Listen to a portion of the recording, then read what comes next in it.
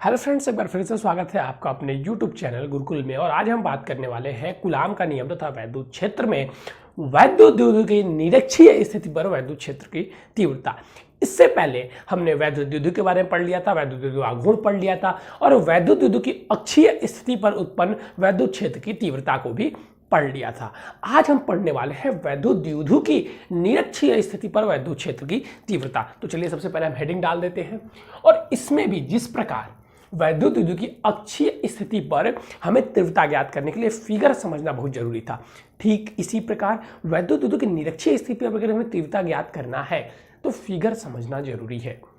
अगर देखिए बच्चे क्या होते हैं ना कि जो जितने भी ये डिराइवेशन होते हैं उनको रटने में परेशान हो जाते हैं और इसीलिए उनको नहीं आता है।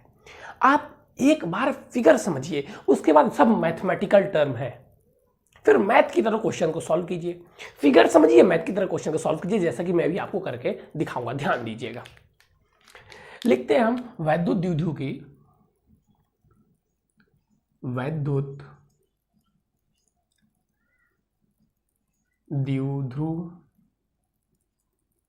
की निरक्षीय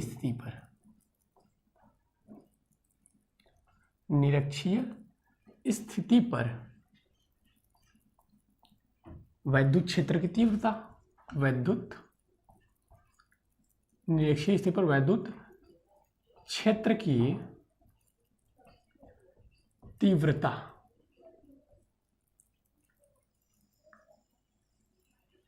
ठीक है, वैद्युत द्युति की निरक्षीय स्थिति पर वैद्युत क्षेत्र की तीव्रता। अब इस चीज को हम ध्यान से समझेंगे, एकदम पॉइंट वाइज। वैद्युत क्षेत्र की निरक्षीय स्थिति पर तो पहले हम वैद्युत द्युति बनाएंगे। देखिए एकदम धीमे धीमे आपको समझाता हूं, एकदम छोटी कड़ियों से। ये वैद्युत द्युति बन गया। चलिए सर, बना लिया हम भी वैद्युत द्युति। इसके आगे मैंने आपको क्या बताया था? इसके आगे बताया था कि जो ऋणात्मक आवेश होता है वो किधर होगा सर जी? बाएं साइड में।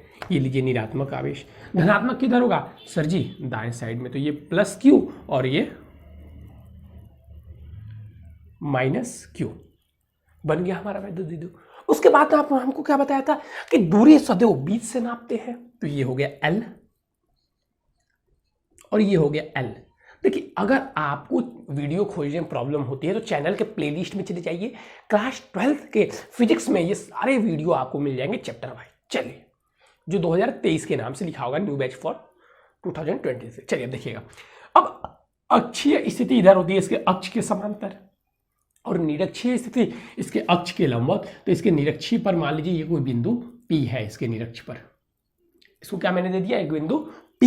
बस इसी चीज को आपको ध्यान से समझना था। और ये बिंदु इसके जो केंद्र से कितनी दूरी पर है?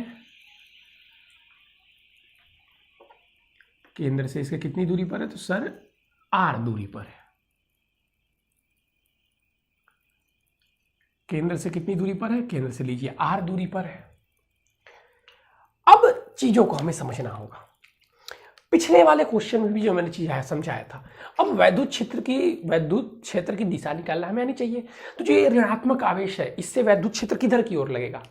सर वैद्युत क्षेत्र ऋणात्मक आवेश पर समाप्त होता है। तो ये देखिए, आप ध्यान से अगर देखेंगे तो ये कुछ इस प्रकार होगा। अगर आप ध्यान से देखेंगे तो यहां पे ये वैद्युत, अरे सॉरी रेड मार्कर ले लिया, आपको समझ में नहीं आएगा, ब्लैक का यूज करना था। ये आया हमारा वैद्युत क्षेत्र E1 इधर की ओर। इसकी दिशा क्या है? इधर की ओर E1। और धनात्मक आवेश से वैद्युत क्षेत्र निकलता है तो इसकी दिशा किधर हो जाएगी? इसकी दिशा इधर की ओर। फिगर ऐसे आपको कोई नहीं बताएगा। और जब तक आपको कोई फिगर नहीं बताएगा और आप फिगर नहीं समझ पाएंगे, आप प्रश्न को हल ही नहीं कर पाएंगे। क्या बोला मैंने? फिर से मैं बोल देता हूं। आप प्रश्न को तब तक हल ही नहीं कर पाएंगे जब तक आप फिगर को नहीं समझ पाएंगे। अब एक चीज ध्यान दीजिएगा, E1 की दिशा इधर, E2 है ना। E1 की दिशा इधर, E2 की दिशा उधर। E1 की इधर, E2 की इधर। ये कुछ देखने में लग रहा है। और मान लीजिए हमें क्या करना है? सपोज कीजिए, मान लीजिए, क्या मानना है सर? मान क्या लीजिए, ये जो रेखा गई है वैद्युत क्षेत्र, ये थीटा होगी। सपोज किया आपने, ये थीटा है, ये थीटा है। तो इनके बीच का भी एंगल कितना हो गया? थीटा। ये देखिए ये E2 है और ये क्या है E1 है। E1 E2 के बीच का कोण क्या है थीटा है। अब एक फिगर को यहाँ पे ध्यान से देखिएगा, ये गया E2, ये गया E1, ये थीटा है। क्या ऐसे हम सॉल्व कर पाएंगे? नहीं कर पाएंगे। तब क्या करेंगे? तो हम एक चैप्टर क्लास 11 में पढ़ के आए हुए हैं सदिश विश्लेषण, उसका उपयोग करेंगे। तो इस E1 और E2 को हम थीटा में तोड़ेंगे। कैसे? E2, इसको हम क्या तोड़ सकते हैं? E2 को तोड़ते हैं तो E2 cos थीटा, जिधर थीटा होता है उधर cos थीटा, और फिर इधर E2 sin थीटा। ठीक इसी प्रकार E1 को भी हम तोड़ते हैं तो E1 cos थीटा और फिर नीचे E2 cos theta, E2 sin theta, E1 sin theta. अब अगर आप फिगर को देखकर कुछ समझ रहे होंगे तो कुछ बातें आपको समझ में आ रही होंगी। फिगर आपको दिखाई दे रहा है? E1 E2 आपको नहीं दिखाई दे रहा है, साइन थीटा cos थीटा। रुक जाइएगा, मैं इधर लिख देता हूं। ये हो गया आपका E1 sin थीटा और ये आपका इधर हो जाएगा E2 sin थीटा। अब देखिए ये दोनों लंबवत है E1 E2 sin थीटा, तो ये दोनों एक दूसरे को कट कर देगा। मेन वैद्युत क्षेत्र कैसे उत्पन्न होगा? जैसे मान लीजिए इतना ऋणात्मक है, हम इधर से 5 न्यूटन का बल लगा रहे हैं, इधर से 5 न्यूटन का बल लगा रहे हैं, वस्तु हिलेगी नहीं, टिकी रहेगी। और इधर जो अधिक लग रहा है उसी के कारण वैद्युत क्षेत्र उत्पन्न होगा। तो इस E1 और E2 के कारण वैद्युत क्षेत्र उत्पन्न होगा, क्योंकि E1 sin थीटा और E2 sin थीटा, थीटा समान है और E1 E2 भी समान होंगे। क्यों? क्योंकि ये क्या है? समान दूरी पर है। ठीक है, चलिए अब हमको निकालना है क्या? E1 E2 cos theta. तो हमको क्या निकालना है? वैद्युत द्विध्रुव के निरक्षीय स्थिति पर वैद्युत क्षेत्र की तीव्रता। तो यहाँ से देखिए, अगर आप देखेंगे तो चित्र से ये स्पष्ट है। ऐसे लिखेंगे हम चित्र से। अच्छा है, फिगर इसमें मैंने बनाया, देखिए ये हो जाएगा यहाँ पे, इधर भी बनाएंगे ना, तो E1 cos थीटा, फिर ऐसे लगा के E2 cos थीटा, और इधर आप दिखा देंगे E2 sin थीटा और नीचे E1 sin थीटा। इसको कट करता हुआ दिखाएंगे ना, तो अब देखिए वहां पे आप दिखा दिए तब भी चल जाएगा। तो चित्र से स्पष्ट है। चित्र से क्या स्पष्ट है? चित्र से स्पष्ट है कि जो हमारा वैद्युत क्षेत्र E होगा वो क्या होगा? E1 cos theta plus E2 cos theta. अब हमें वैद्युत क्षेत्र निकालना है, तो वैद्युत क्षेत्र का फॉर्मूला क्या होता है? हमने पढ़ा था sir, E = 1/4 pi epsilon not Q बटे R स्क्वायर, और यहाँ पे cos थीटा प्लस हो गया। तो थीटा तो हमें पता है, थीटा तो मान लीजिए पता है यहाँ पे, और ये R हमें निकालना है। तो R क्या होती है सर जी? जिस बिंदु से दूरी, आवेश से बिंदु की दूरी, तो पहले हम ये निकाल लेते हैं। तो ये अगर हम निकालेंगे तो ये देखिए क्या है? लंबवत है। तो एक पाइथागोरस थ्योरम में हमने पढ़ा था, कर्ण का स्क्वायर बटा लंब का स्क्वायर प्लस आधार का स्क्वायर। तो इसी से देखिए यहाँ पे हम निकालेंगे। ये हमारा आधार हो गया, ये हमारा कर्ण हो गया, और ये हमारा लंब हो गया। तो कर्ण बराबर क्या आ जाएगा? कर्ण बराबर क्या आ जाएगा? कर्ण का स्क्वायर बराबर लंब का स्क्वायर। तो ये लंब का स्क्वायर क्या होगा? आर का स्क्वायर प्लस आधार का स्क्वायर, तो एल का स्क्वायर। तो हमारा कर्ण इक्वल टू क्या हो जाएगा? √r का स्क्वायर प्लस एल का स्क्वायर। दोनों तरफ सेम दूरी आपको दिखाई दे रही होंगे, आर का स्क्वायर प्लस एल का स्क्वायर। ठीक इसी प्रकार इधर भी ये क्या है? कर्ण है, तो इसकी वैल्यू क्या आ जाएगी? इतनी ही आएगी। क्या आएगी? आर का स्क्वायर प्लस एल का स्क्वायर। अब चीजें मैं सॉल्व करता हूँ, चीजें आप ध्यान से देखेंगे।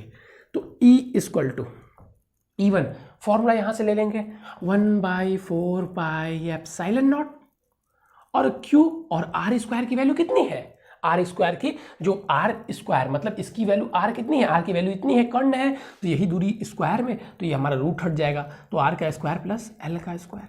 सेम चीज यहाँ पे भी, और cos थीटा सेम चीज यहाँ पे भी करेंगे, 1/4 पाई एप्सिलॉन नॉट Q बटे √ में R square plus L square cos theta. अब चीजों को ध्यान से देखिए। अब cos थीटा के रूप में आ गया, और दोनों चीजें क्या हैं? दोनों चीजें सेम है। दोनों चीजें क्या हैं? दोनों चीजें बच्चों सेम है। तो अगर अब एक चीज आप ध्यान से देखेंगे तो हमने क्या बोला? हम बोलते हैं भैया हम इसको कॉमन ले लेते हैं। हमने बोला जब दोनों चीजें सेम है तो हमने ले लिया 1/π² Q R1 का स्क्वायर प्लस एल का स्क्वायर, आर का स्क्वायर प्लस एल का स्क्वायर, सब कॉमन ले लिया। तो सर ब्रैकेट में क्या बचा? ब्रैकेट में बचा cos theta plus cos theta हो गया 2 cos थीटा, 2 cos थीटा। अब यहीं पे आपको रुक जाना होगा। 2 cos थीटा आ गया, यहीं पे रुक जाना होगा क्योंकि अभी हम cos थीटा की वैल्यू हमें कुछ पता ही नहीं है।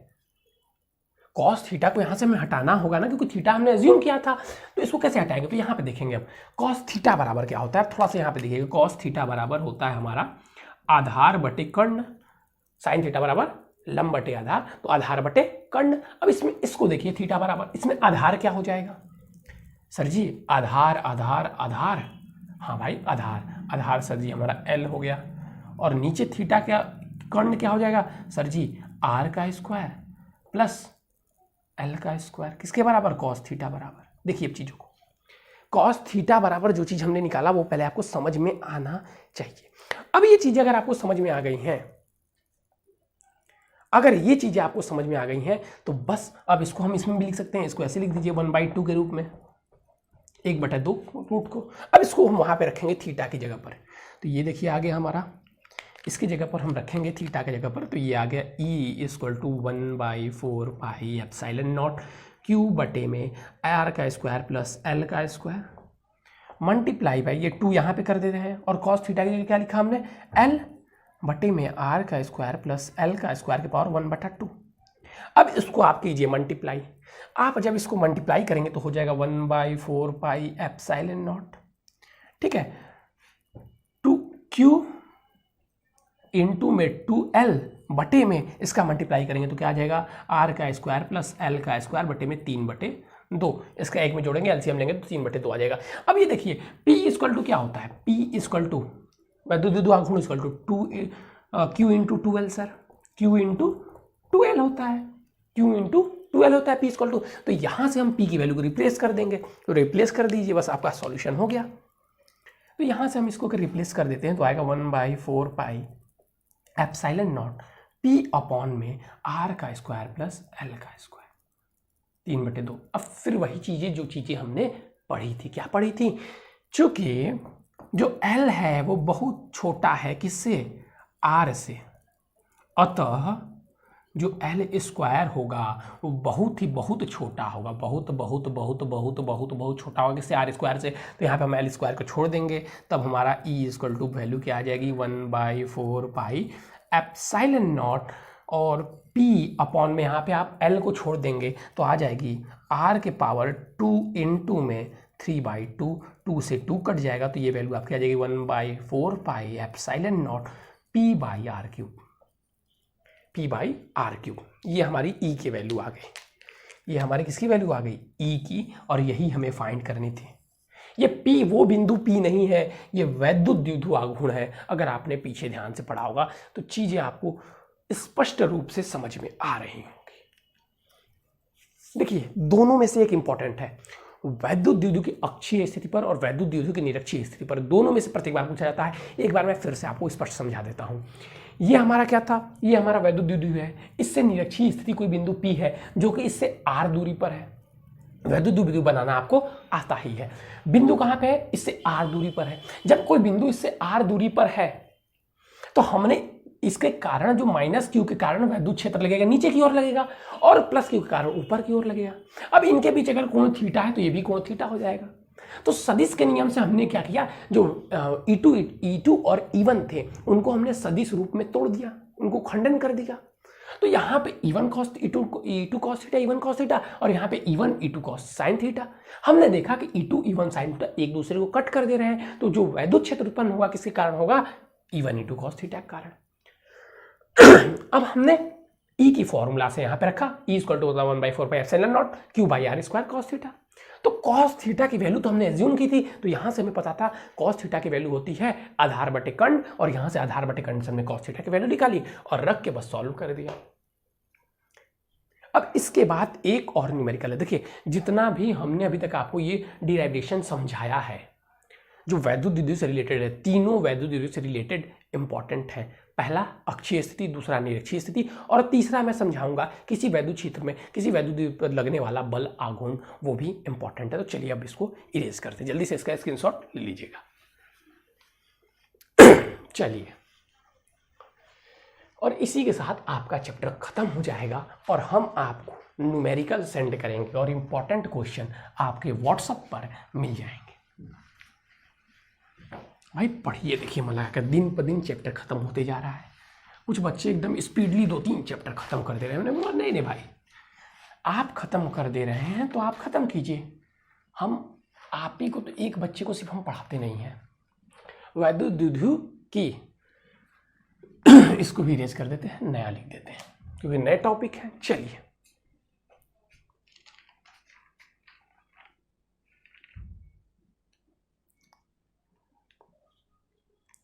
चलिए, एक समान, क्या लिखा मैंने, एक समान बाह्य वैद्युत क्षेत्र में, बाह्य वैद्युत क्षेत्र में रखे वैद्युत द्विध्रुव पर, वैद्युत द्विध्रुव, भाई देखिए ये इंपॉर्टेंट है, वैद्युत द्विध्रुव पर लगने वाला बल आघूर्ण, लगने वाला बल आघूर्ण, ये चीज इंपॉर्टेंट है। अब एक समान बाह्य वैद्युत क्षेत्रों में वैद्युत द्विध्रुव पर लगने वाला बल आघूर्ण हमें ज्ञात करना है, तो इसके लिए अब इसको भी फिगर समझना इंपॉर्टेंट है। ये हमारा क्या है, एक समान वैद्युत क्षेत्र ई है। मान लीजिए कोई वैद्युत क्षेत्र ई है और इसमें किसी कोण पर, इसमें किसी कोण पर, किसी भी एंगल पर ये हमारा मान लीजिए ये रखा हुआ है क्या, वैद्युत द्विध्रुव। ये मान लीजिए यहां से इससे थीटा कोण बनाते हुए रखा हुआ है, क्या बनाते हुए रखा हुआ है, थीटा कोण बनाते हुए रखा गया है। जो चीजें अब इसकी होती है नेसेसरी वो हम लिख देते हैं, बाएं side minus Q plus Q L L. अब आपको ये फिगर बन गया, ये चीज हमें दिया हुआ था, यही चीज हमने लिख दिया। अब एक चीज ध्यान रखिएगा कि वैद्युत बल आघूर्ण क्या होता है, पहले इसको हमें समझना होगा क्योंकि हम क्लास 11 में पढ़ के आए हैं। तो किसी भी एक निकाय पर, किसी भी एक निकाय पर जब दोनों साइड से ऐसे लंबवत बल लगते हैं, लंबवत बल लगते हैं, जैसे देखिए समांतर बल लग रहे हैं, देखिए जैसे ये निकाय है और इधर से नीचे की ओर बल लग रहा है इसके, और इधर से ऊपर की ओर बल लग रहा है, तो ये ऐसे घूमने लगता है जैसे दरवाजा होता है, ठीक है। तो ऐसे इस पे बल लग रहा है, ऐसे इधर से भी लग रहा है और इधर से ऊपर की ओर लग रहा है। तो इस स्थिति में जो वैद्युत बल आघूर्ण होता है, जो बल आघूर्ण होता है वो क्या होता है, किसी एक सिरे पर लगने वाला बल तथा उनके बीच की लंबवत दूरी, किसी एक सिरे पर लगने वाला बल तथा उनके बीच की लंबवत दूरी। तो आप देखेंगे कि वैद्युत द्विध्रुव आघूर्ण की तरह काम कैसे कर रहा है। तो देखिए ये वैद्युत क्षेत्र है, अब वैद्युत क्षेत्र में आवेश पर बल लगेगा कि नहीं लगेगा, सोचिए। वैद्युत क्षेत्र में आवेश है तो बल लगेगा कि नहीं लगेगा। मैंने आपको एक फॉर्मूला बताया था, कौन सा फॉर्मूला बताया था सर आपने, अगर आप ध्यान देंगे तो मैंने आपको एक फॉर्मूला बताया था कि F = E × Q, मतलब किसी वैद्युत क्षेत्र में कोई आवेश पर बल लगेगा। तो देखिए इसमें किधर बल लगेगा, इसमें इधर की दिशा में बल लगेगा, ये F1 ले लीजिए, और इसमें किधर की ओर बल लगेगा, इसमें इधर की ओर बल लगेगा, F2 ले लीजिए, F ले लीजिए, दोनों तरफ F ही लीजिए क्योंकि बराबर बल है। तो देखिए ये बल ऐसे ऐसे लग रहे हैं, तो दोनों बलों की लंबवत दूरी होती है, कोई एक बल और उनके बीच की लंबवत दूरी। तो इनके बीच की लंबवत दूरी निकालने के लिए यहाँ से हमें एक लाइन खींच लिया भाई, यही दूरी हमें निकालनी है, यही लंबवत दूरी तो हमें निकालनी है। तो अब निकालेंगे कैसे, ये डिस्टेंस 2L हमें पता है, तो हम पढ़े हैं कि साइन थीटा, यहाँ पे अब देखेंगे, ठीक है। पहले लिख लेते हैं बल आघूर्ण का फॉर्मूला। क्या लिखते हैं, बल आघूर्ण का फॉर्मूला। बल आघूर्ण होता क्या है, ठीक है, बल आघूर्ण को टाउ से रिप्रेजेंट करते हैं, बल आघूर्ण किसे रिप्रेजेंट करते हैं, टाउ से, ठीक है। एक बल गुणे दोनों बलों की क्रिया रेखाओं के बीच की लंबवत दूरी, दोनों बलों की क्रिया रेखाओं की बीच की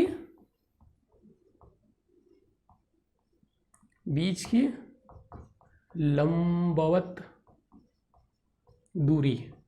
अब यहां पर ध्यान देंगे, लंबवत बल तो हमें पता है, लेकिन लंबवत दूरी नहीं पता है। तो लंबवत दूरी कैसे निकालेंगे, यहाँ पे देखेंगे। हमने कुछ चीज़ पढ़ा था, साइन थीटा बराबर होता है सर परपेंडिकुलर, यानी कि परपेंडिकुलर को हिंदी में क्या बोलते हैं, लंब, लंब बटे कर्ण। सबने बोला यस सर होता है, तो मैंने बोला हाँ सर होता है। क्या यही लंब, ये लंबवत दूरी नहीं है, यही लंब है, इसके सामने ये लंबवत दूरी है। तो हमें ये L निकालना है, समझ लीजिए। तो ये L हम निकाल कैसे सकते हैं, L निकाल सकते हैं हम साइन थीटा इंटू के से। और K क्या है यहाँ पे, K यहाँ पे ये है, ये K दिया हुआ है 2L, तो L equal to 2L sine theta. तो जो लंबवत दूरी है ये कितनी हमें मिल गई, 2L साइन थीटा। अब इसी 2L साइन थीटा को हम यहाँ पे लिख दिए, ये लंबवत दूरी कितनी मिल गई, 2L साइन थीटा। बस काम तमाम।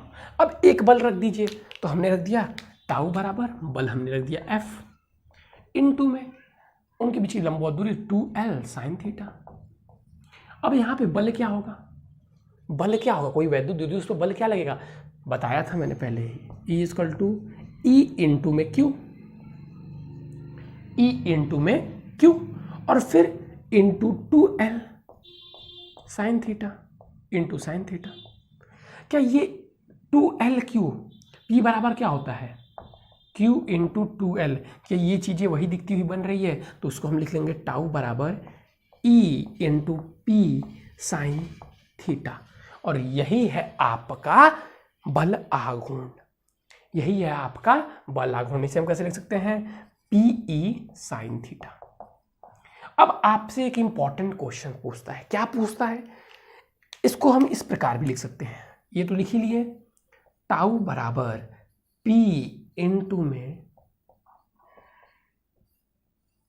ये इनटू नहीं है, ये क्रॉस प्रोडक्ट है दो वेक्टर राशियां का। तो बोलता है कि दो एक समान वैद्युत क्षेत्र में रखे वैद्युत आघूर्ण पर टाउ यानी कि वैद्युत बल आघूर्ण लगेगा, कितना लगेगा, तो आपको दिया रहेगा E cross product P, E dot product P और फिर P dot cross product E। ऐसे ही आपको 4 दिया रहेगा, तो आपको ये वाला सही करना रहेगा। ये भी देखिए इसी प्रकार का है, लेकिन ये गलत हो जाएगा क्योंकि क्रॉस प्रोडक्ट बराबर नहीं होता, जो करस्पॉन्डिंग रूल होता है उसको फॉलो नहीं करता। तो इस चीज़ को आपको ध्यान रखना होगा। और इसी के साथ अगर हम बात करें तो आपका क्लास 12th का फर्स्ट चैप्टर आज के दिन समाप्त हो गया। क्लास 12th का फर्स्ट चैप्टर आज के दिन आपका समाप्त हो गया। ऐसे ही मेहनत आपको करनी पड़ेगी। आप अगर चाहते हैं कि जैसे आपका ये चैप्टर समाप्त हुआ है एकदम अच्छे तरीके से, वैसे ही आप हर एक चैप्टर, देखिए पहले तो ये चैप्टर हमने समाप्त कर लिया, अब हम कल आपको इसका न्यूमेरिकल भेजेंगे, कल इसकी क्लास तो चलेगी नहीं, उसको सॉल्व कीजिए, एक बार अपने से पढ़िए कल ही के दिन, फिर परसों से हम नया चैप्टर चालू कर देंगे तो आप भी पीछे नहीं रहेंगे। और जितना डाउट आए व्हाट्सअप से पूछ लीजिए। तो चलिए बच्चों, आज के लिए बस इतना है। Thank you, have a nice day. WhatsApp पे आप उसके मिल जाएंगे numerical. Thank you, have a nice day.